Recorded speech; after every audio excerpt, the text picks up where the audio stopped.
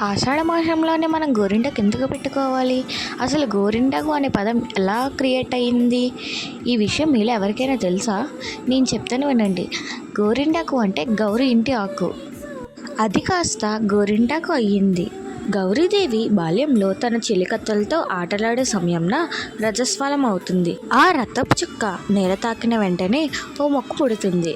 ఆ వింతను చూసిన చెలికత్తెలు వెంటనే వెళ్ళి పర్వతరాజుకు చెప్పగా పర్వతరాజు సతీ సమేతంగా విచ్చేస్తారు.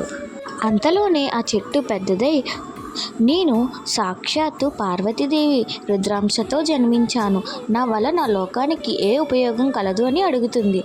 అప్పుడు పార్వతీదేవి ఆ చెట్టు ఆకు కోస్తుంది. ఆమె వేళ్ళు ఎర్రబడిపోతాయి. అది చూసి పార్వతీదేవుడు చాలా కంగారు పడిపోతారు. కానీ అది చూడడానికి చాలా అందంగా ఉంటుంది. ఇంకా గోరింటాకు వల్ల చాలా ప్రయోజనాలు ఉన్నాయి.